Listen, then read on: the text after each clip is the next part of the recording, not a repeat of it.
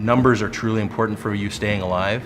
Engaging of customers is paramount. Making sure that you build regular base, making sure that you're talking to people in a way that that gives them the sense that they want in the place. Not the sense you want to exude, but the feel that they want in the location, right? Because to each person that's a little different. This video offers insights and inspiration on positioning your product to showcase its benefits, considerations when pricing your product, exploring sales and distribution options, evaluating options to promote your product. Ask 20 business owners what is marketing, and most likely you'll get 20 different answers. So, what is marketing? Well, the definition many marketers agree upon is putting the right product in the right place, at the right price, at the right time. Well, that's simple, right? All you need to do is create a product that a specific group of people want, put it on sale someplace that those same people visit regularly, and price it at a point which matches the value they believe they will get from it. And do all that at a time they want to buy. Do this, and you're all set. Many businesses do get it right. However, a lot of hard work goes into finding out what customers want and where they shop. Successful businesses know how to produce an item at a price that represents value to the customer and to their bottom line. It's a lot to balance. Reviewing the marketing variables that you have control over to help you reach your target market and financial goals is a good place to start. These variables are your marketing mix. The 5 P's of marketing is one of the most common marketing mixes used. So, what are the 5 P's anyway? They are product or service, price, place, promotion, and people. The trick is making sure that all 5 P's are acting synergistically and that there's a clear single direction that influences each one of those areas. What do they mean to your small business? Your ability to answer questions about these 5 areas of your business anchors your marketing mix. Use them to help you decide how to take a new product to market or test an existing strategy. Let's take a closer look. Here are some questions that will help you understand and define each of the 5 elements. What is it exactly that you're selling? What does the customer want from the product or service? Ask yourself, what need does it satisfy? What sets your product apart from others in the market? What are the features and benefits of the product? Who will buy your product? Business owners are usually great at giving a glowing review of the features of their product, but often come up short in connecting these features to a benefit for the customer. You need to nail this part down. You'll want to determine the answers to these and many more questions about your product. We talk a lot about substantiate, differentiate, and resonate with all of these buyers, and you know, we can be much more expensive than our competitors. So what sets us apart is our speed, it's our quality, and then ultimately it's our service. Where the majority of our competitors are getting orders out the door in 2 to 3 weeks, we're getting orders out the door in 3 to 4 days. Where, you know, a lot of our competition, you call into an 800 line and you get, you know, Gert or somebody else on the phone every single time that you call. Every one of our sales reps provides, you know, their email, their desk line, as well as their personal cell phone, and they're available to clients 24/7.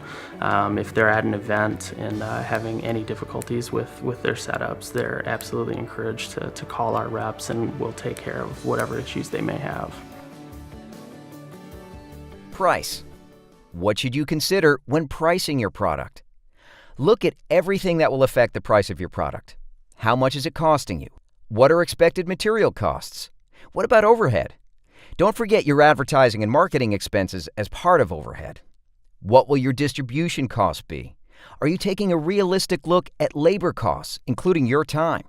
Have you identified your targeted profit margin? How will they affect your pricing? We definitely raised our prices when we moved from the city market to Old Town. I mean, it just has to be in line with what your expenses are. I still remember my rent at the city market was $176 a month. And my rent in Old Town was significantly more than that. And so we definitely had to raise prices. What are the costs associated with each of the places customers can purchase your product?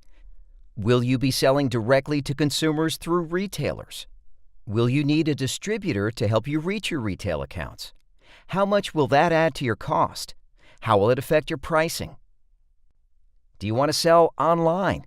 How much will an e-commerce site cost you to develop and maintain? Maybe you can sell it online through another venue, like Etsy. What will it cost you? How much will it cost to ship your product? What retail price can you command? Does the retail price support the margins you want or need for your business? Pricing depends on many things. It should be reviewed often and updated as needed. But when I opened the first Baby Coffee, it was open to a resounding thud. I mean, I served 4 customers an hour, and if you do some simple math, that's about 1 every 15 minutes, and if you do the math some more and multiply that times our average beverage check, you basically couldn't pay rent. So it was really a tough moment and a big surprise. Okay, so let's illustrate an example. A business owner was selling direct to local retailers. Repeat sales were slow. She hesitated using a distributor to increase her sales because of the lower price point. She had to weigh whether the additional costs she would incur would have a greater impact on her bottom line. Would the distributor allow her to leverage expert sales representatives, land more accounts, and broaden market reach? Would this approach be more cost-effective than her trying to sell directly to local accounts? In the end, pricing really comes down to operating margin, and so you've got to add up what it costs you and what it costs in labor and fixed costs and so on, and then come up with the right price. So from a pricing perspective, that's the way that worked out. And I think my average guest check then was in the $279 range, and today it's closer to the $490 range. Place. Where will your product be sold? Place focuses on where buyers look for your product or service. Will it be available in both brick-and-mortar retailers and through online merchants? If you want your product available at retailers, which type of retailer?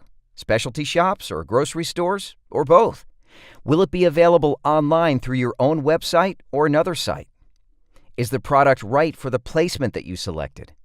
If it's a consumer product, you'll want it available as widely as possible. If it's a specialty product, you might want to make it available in select stores. The first tipping point that I reached going from the city market, where I had like an 18-foot by 8-foot booth, to my first store in Old Town, was just my impatience with not growing. I just knew that I was in the wrong spot to grow long term. I needed to go into a location that was, relatively inexpensive and a place where I thought I could get good foot traffic. Location is everything, and it just fell right in my lap. I always tell people I kind of got the Park Place and Boardwalk of locations when it comes to Old Town. Promotion. How will you connect with your target market and let them know what you're offering? What do you want them to know about your product? What action do you want them to take when they see information about your offering? How will you promote your offering? You have so many options. Will you use online marketing? What about billboards? Maybe you're thinking event sponsorship. Whatever you decide, make sure you know how your promotional strategies help you meet your financial objectives. We attend quite a few trade shows, very industry-specific trade shows. We have a few that are very good for us. Outside of Google AdWords, I think that our social media campaigns are pretty important, but we don't necessarily always use those as sales tools. We see those kind of more as relationship-building tools and giving potential buyers a look into our company and the culture, and letting them become familiar with us before deciding to maybe go with us. Even more important than your customers to your brand are your employees. They are your most powerful representation of your brand. No matter what role each employee fills, they are your brand ambassadors and are involved in retaining or recruiting your customers. Hiring the right people and keeping them engaged is key to making the rest of the 5 Ps work for you. So we've expanded the 4 Ps to 5 Ps when we talk with our clients, because we add people. So, product, place, price, promotion, and people. The people who are representing your company, your product, are critical, obviously, to the equations. Now that you've explored the 5 Ps, think about your offerings from the customer's perspective. Does it meet their needs? Product. Will they find it where they shop? Place. Will they pay the asking price? Price. Will the marketing communications you are using reach them? Promotion. What was their buying experience? People. If you're looking for a tried and true formula for an effective marketing plan, you found it. Developed decades ago, the 5 Ps help determine a marketing mix that satisfies the needs of the customer and the business owner. So here, we do exactly the same thing Applebee's does. We sell food, we sell booze. That's it. McDonald's in some places does exactly the same thing. They are direct competitors. So it's all about how you do it that differentiates yourself. And we don't need to take out magazine ads for that or proselytize about it, because if we truly do it in our house, our staff talks about it to their regulars and their customers, and we get a sort of authentic feel that I think a lot of places just don't get. We realize the success of your business directly impacts the success of your community and its people. So we push a little harder and care a bit more, because it's not profit for us, it's prosperity for all.